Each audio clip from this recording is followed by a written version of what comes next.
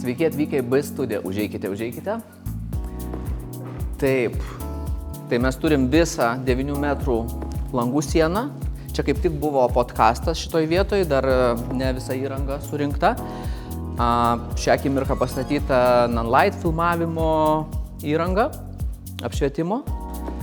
Bet čia galima pasistatyti, yra 3 sienos, 3 skirtingos sienos ir 6 skirtingi paviršiai su šitom sienom. Tai yra pilka spalva, aš dabar pats net jau pamiršau, ką mes čia turim. Pilka, čia smėlio, iš kitos pusės smėlio spalva su Mr. Clay tinkais, juoda, kitoj pusėje balta, šitoj sieneliai.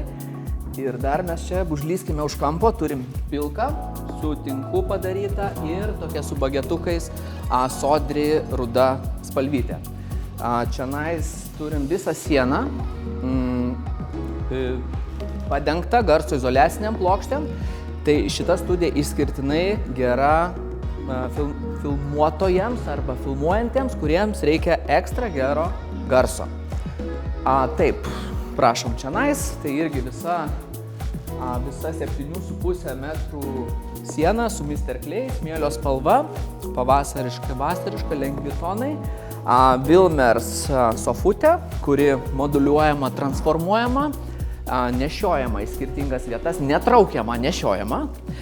Be abejo, čianais atkeliavo bet kokia norima fotostudijos įranga, fonai, drobės ir virš 100 skirtingų propsų, kėdučių, dėžučių ar kitų dalykų, gėlių, ko gali prireikti fotosesijoms. Keliaukime toliau į studiją C, antrą studiją. Štai. Tiesa, visai pamiršau, fonai, pažiūrėkit, štai turim fonų, pasirinkimo daug spalvyčių, ką jūs tik tai norėtumėt. Tuomet drobės, turim drobių.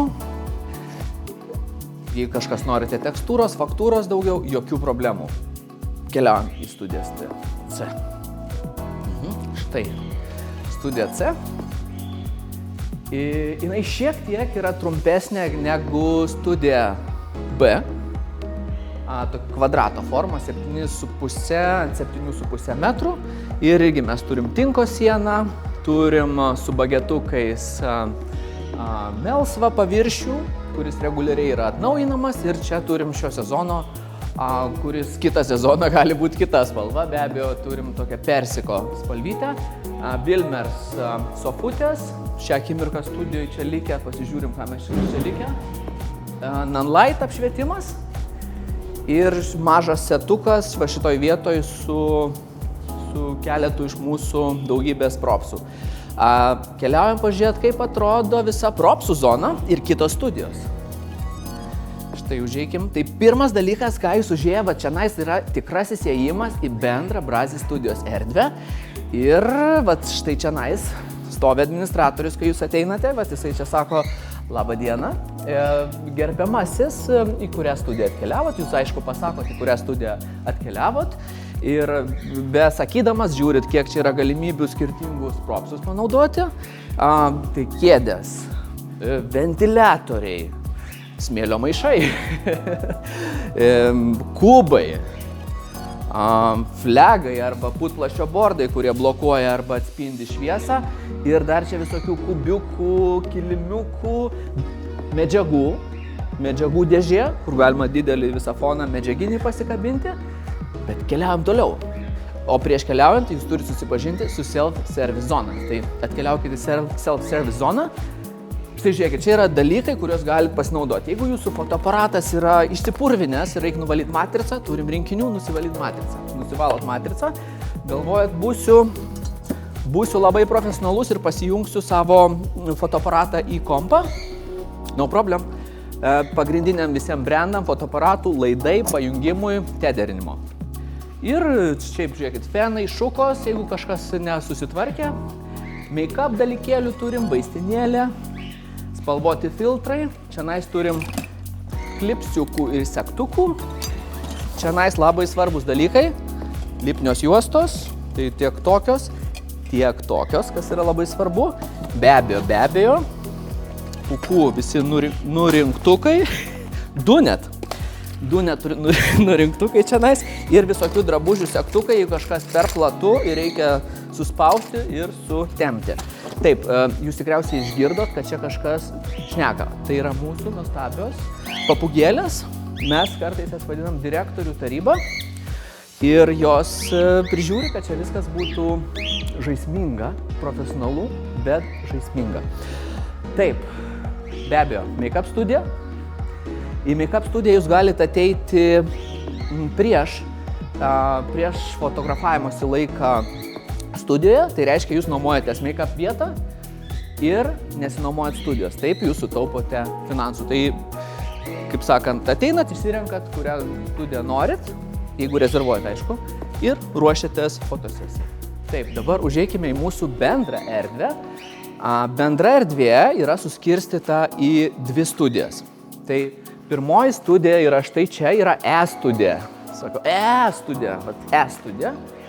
Ir čia irgi likęs yra setukas iš fotosesijos. Ką mes čia turim? Mes turim 6 metrų cikloramą, tai reiškia viskas max balta. Ir čia turim plokštumą, baltos grindys ir balta siena. Jeigu reikia atsiremti į sieną, jeigu reikia būti šalia sienos, kad šešėlis nenueitų, puikiai tiks 2 skirtingi paviršiai. Jau galėjot pastebėti, kad čia stovi siena. Tai žinokit, jinai stumdosi. Jinai stumdosi, kur jums reikia nukeliauja arba atkeliauja ir turi 2 paviršius. Ir va čia užmesim akį už kampo. Mes turim šitoj erdvėj iš viso 5 skirtingas sienas. Tai ten yra 1, 2, 3, 4 ir 5 atstumta. Bet šita 5 siena, jinai skiria šią erdvę. Jinai visada skiria šią erdvę, kad jūs jaustumėte privatumą dirbdami šitoj zonoje. Bet jau, aišku, jūs žiūrite, kas yra man už nugaros. Taip, tai čia yra studija D.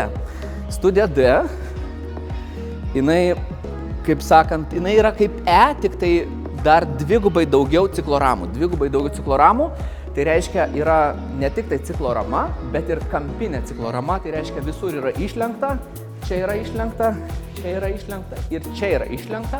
Tai yra nerealios galimybės fotografuoti su dienos šviesa, kurios čianais visą laiką yra, ne išskyrus naktį, be abejo, arba dirbti su apšvietimu. Atėjus su cikloramą kartais būna nežinau ką daryti.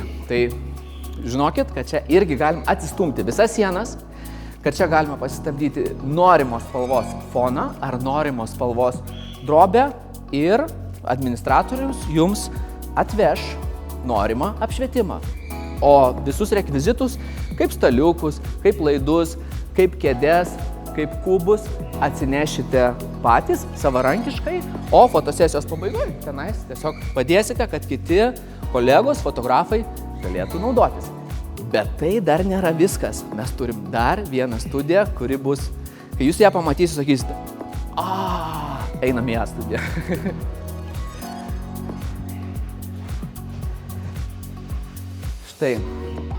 Štai.